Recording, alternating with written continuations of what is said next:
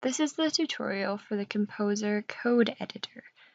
KompoZer is spelled the same way that this wonky little app is spelled, so just type in KompoZer like that into your browser, .net, and then hit the download button and it'll get you squared away.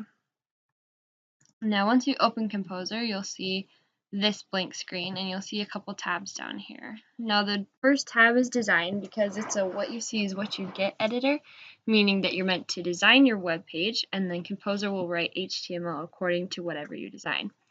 The source tab will show you all the HTML that it comes up with according to your design, and the split tab I wouldn't recommend because it's supposed to show what you're designing and what the HTML is, but it doesn't automatically update whenever you type something.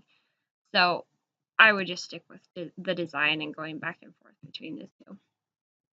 So to get started, just start typing anything you want on your web page.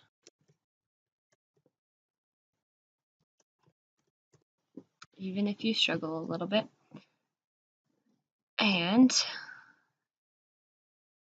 something simple to do is just change the color of your text just by clicking on that little black square there and changing the color, hitting OK, and then click inside your text and it'll display the new color that you've decided on.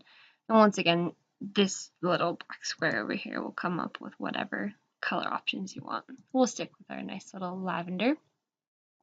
And then if you hit the source tab, you can see that it's come up with this HTML, including the text, but also for our color. Now, you can type things in here.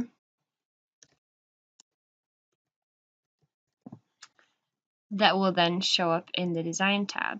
It's just a lot easier for the stuff like color and layout of the page if you lay it out and design it here first and then let KompoZer write the HTML for it.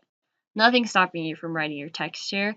I do have to say though that it's a whole lot easier to manipulate things like text color and web layout or page layout.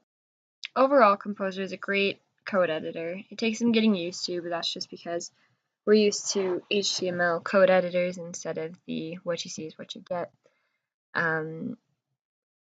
It is a little bit easier to use in the aspect of you want to make your page first and then see the code behind it.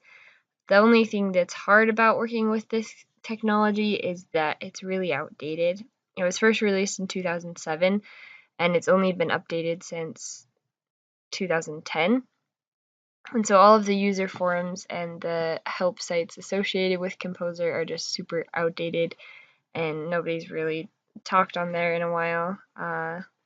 So thank you for watching this video because it's an attempt at a more updated approach to teaching people how to use the KompoZer code editor.